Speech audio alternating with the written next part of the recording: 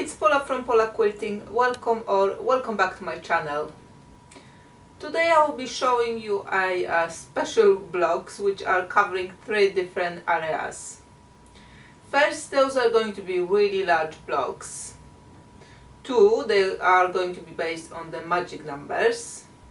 And 3, I'm going to be using non-quilting fabric. The design was kind of inspired how the floorboards are sometimes set up, so I'm calling it candy floorboards.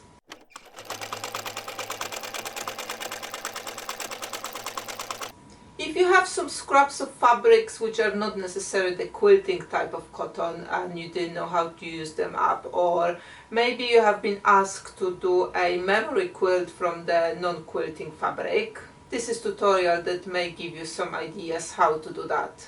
All the information about the layout and the blocks needed are going to be uploaded as a PDF document on the Paula Quilting with Friends group on Facebook. If you're not on Facebook, at the end of this tutorial I will put the layout as well.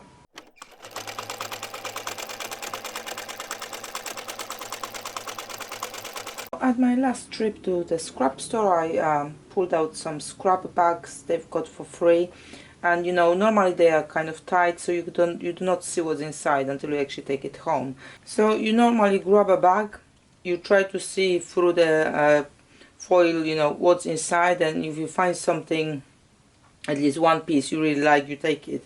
So normally what I do when I get home, you know, I've got a few of those bags, I open them up and I sort through the fabric. I keep obviously cotton I can do the quilts with in my scraps, and then I keep some bits and pieces for my kids to practice on. There will be some things I cannot definitely use, then I will put them back. But this time around I found a lot of that type of fabric. This is like a very drapey blend cotton and polyester, I'm guessing. Very drapey, but quite a lot of nice colors here, so somebody must have been doing something with it. And there's a lot of that fabric. I pulled it from few boxes, but there's a lot.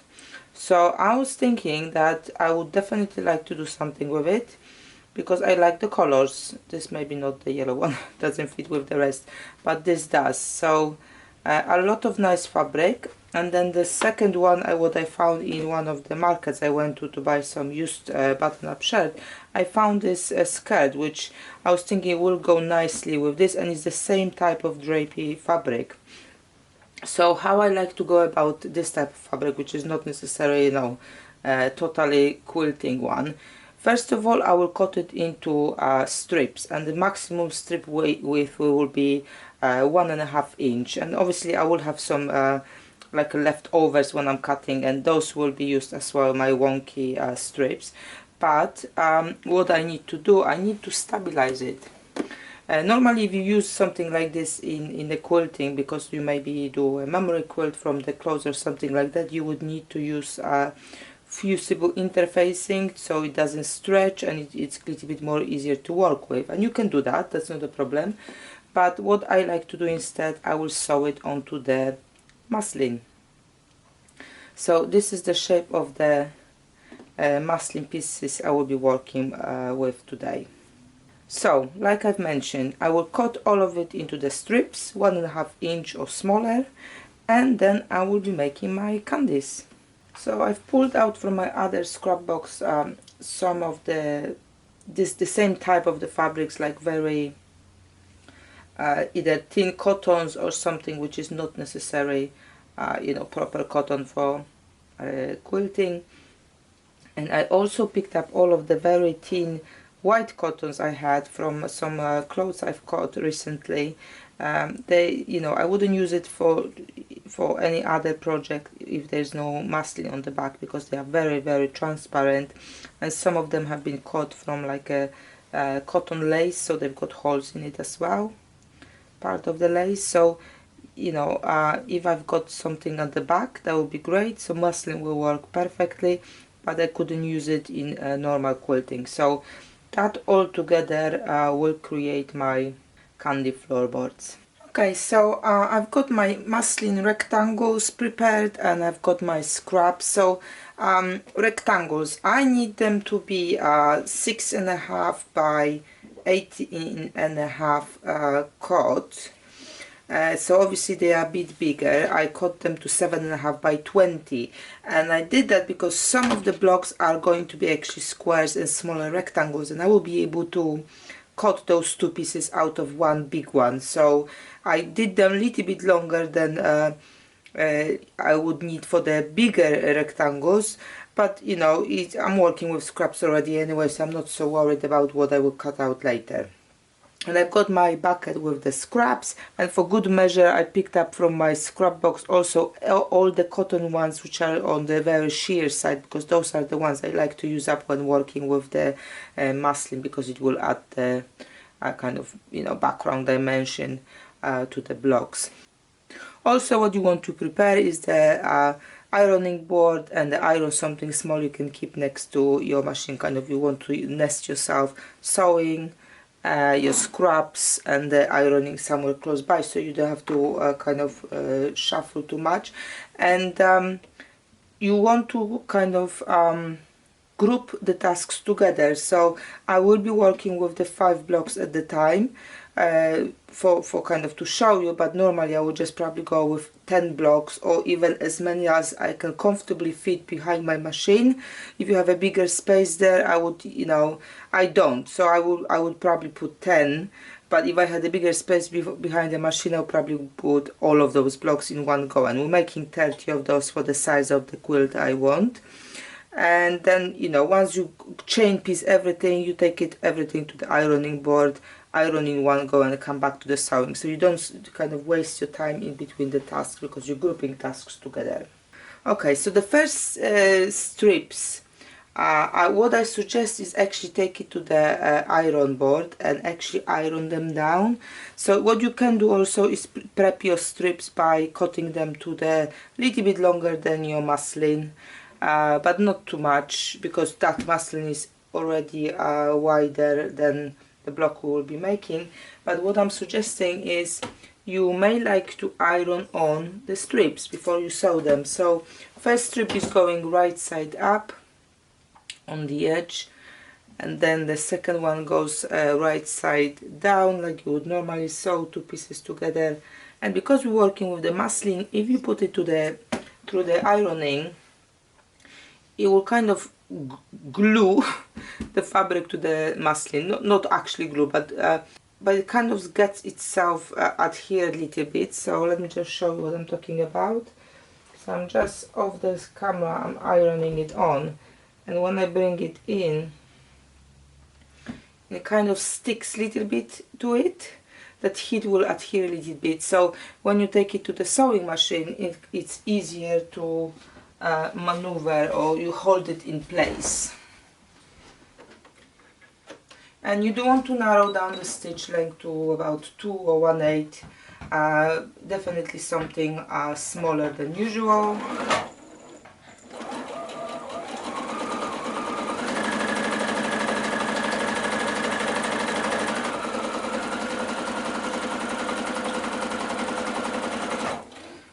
And I will just make one more just to show you, and then I will take them to the ironing board again.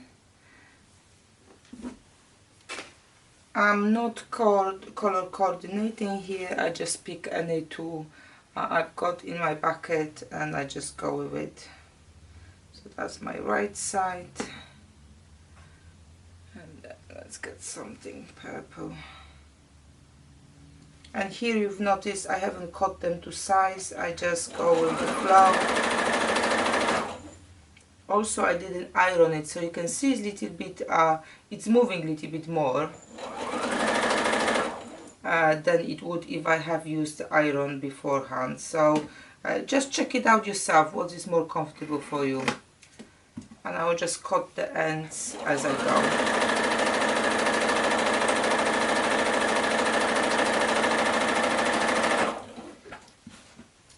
And like I said, out of chain piece whole batch as much as I can squeeze comfortably behind the machine, and then I would take them all to the ironing and come back to the sewing.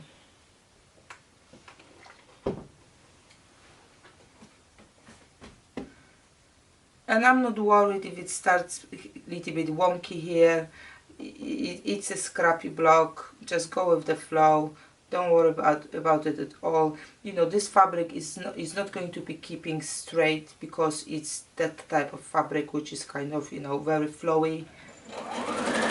So you just do the best you can, but if you iron it every time you sew a strip, it will keep a shape very well for you.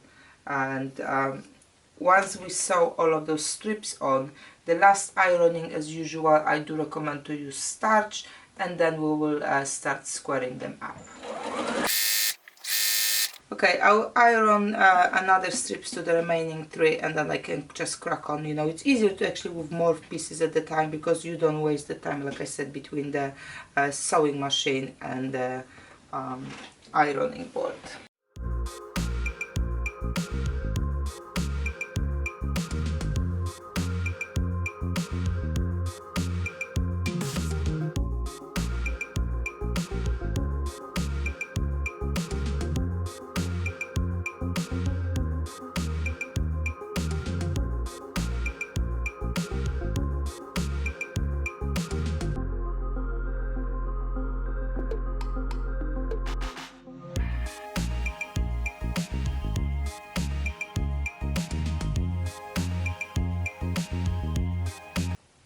So this is the piece I've started earlier. I'm almost at the end here. I've got just one more strip to add, and as you can see, I'm putting the ready bit on the left hand side, and then the smaller and smaller muslin, as it kind of gets progress, is on under the machine. So that's just another tip which way to sew, and they do come together quite quickly, but you might like to split it over a couple of days if you don't like to do the same thing over and over. Just remember, for the lap quilt, I need to make 30 of those. It's quite a lot of sewing of the strips. But like I said, I've got occasion to use up all of those non-quilting fabrics, as well as very sheer cotton fabrics I had in my scrap. So I think it's coming up very nicely. So I will carry on, and I will meet you back when I'm ready to square them up. Okay, so I finished all of my strips and I'm ready to square up my blocks. Now I won't be cutting them on the shorter edges yet because I need some shorter pieces as well as long ones. So for now I will just square up to the sides. But what I want to do is also get some strips I can use in my scrappy project. So for that reason I was making my muslin squares bigger than what I need, obviously, to squaring it up. But I also have been leaving the longer strips on both sides as well. So what I will do first here, I will just trim it to the shortest piece I've got in here. And then when I turn it around, I will just square it up to my 6.5 inch.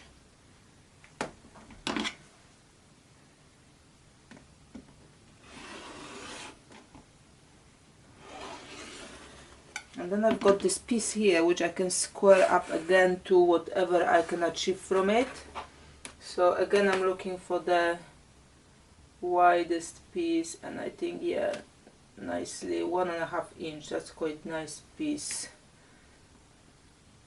I cannot go bigger because this one finishes here, so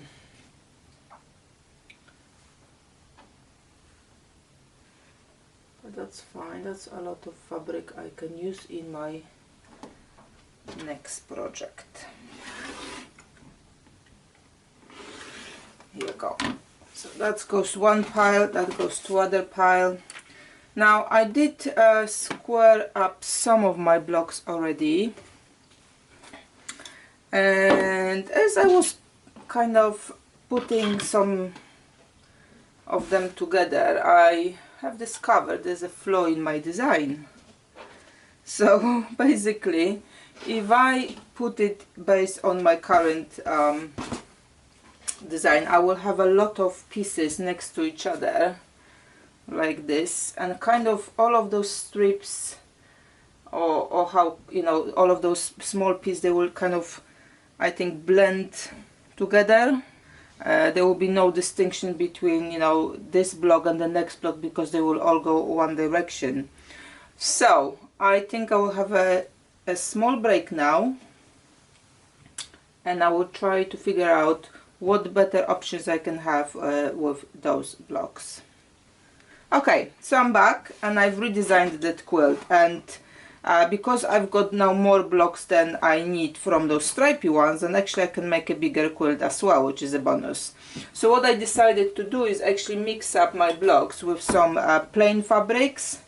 So those are not actual, like, you know, solids, but they don't have a lot of design on it, so I think they will blend nicely with those very colorful strips.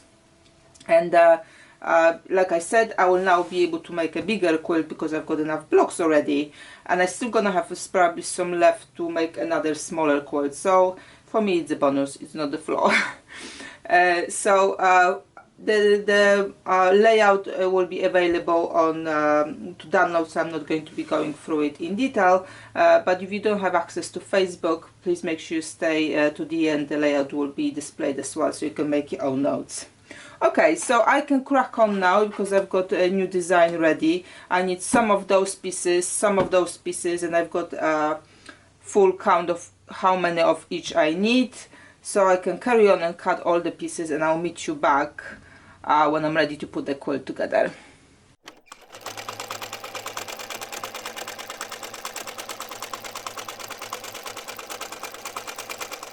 Okay, so I cut all of my pieces, both the colorful one and the plain one, and now it's time to lay it out and sew it together. So you won't be able to see all of that quilt on my design wall because I've got not enough space to move the camera back for you to see it, but I'll start from where you need to start stitching it together, so it kind of will make sense when we go across. And I've got my layout on my phone, so I don't have to kind of run about with the paper.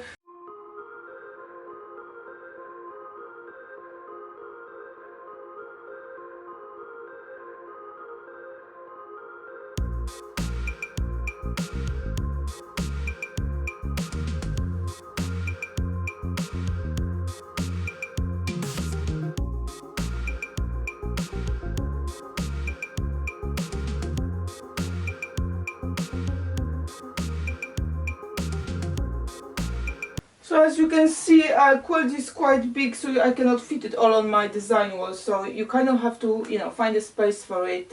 You might be like, you have a bigger design wall.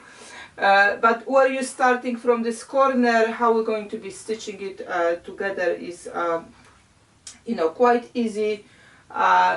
First you want to sew those two smaller columns and then add the bottom part. Then you want to stitch those two bits of in the column and add it to that bit. Then you add the bottom, this column to the bit, those two pieces together. You kind of have an idea. It's not very difficult. You just need to work on the rectangles, bigger rectangles and the bigger rectangles to add those pieces together. You can see I also used as a plain block some of the blocks I made from the white strip. So if you have some white fabrics you want to use up, that's a great opportunity as well, and you can mix them into this project as well.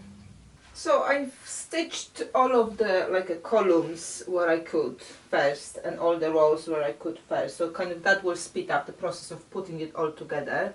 I just wanted to show you one thing. So I stitched first two columns and the bottom row here. And then I've started to lining up my next column, and as I mentioned in a few previous tutorials, there will be no reference points, so there are no corners where you would need to work on nesting them, so you need to create your own reference points, and I will link in the description below to a few tutorials where I've done it before, so you kind of have a look at those. But if your stitching or your seam allowance here was not perfectly 1/4 inch, or when you were cutting your pieces they were not perfectly to the specification like mine, you may find yourself that piece here is a little bit longer than the edge you want to adjust it with. So instead of kind of trying to pull this more or kind of take in this one, just make sure you start aligning from this corner here, and if there is any missing bit, it will come up at the top, because here we will be squaring up the quilt at the end. So if you have a little bit of sticking out here, that is not a problem, because you will trim it off later. Or you know, if there's the little bit of difference, you can even kind of not trim it to take it off, but maybe you can add a little bit here from the batting, so quilt will be slightly bigger, but you will still hide all those edges in your binding. So either way will be fine. And because of that pattern, you can do it both this way and this way. If again this bit I cut too big, a little bit too big, or that seam allowance here was bigger, so now this piece is bigger than those two sewn together, I will just make sure that whatever is extra, it comes to the edge. So just don't worry about it. That's why that pattern is very kind of beginners friendly, and very friendly for people who kind of still working on their accuracy, because you can kind of lose anything what is not perfect in one of the sides.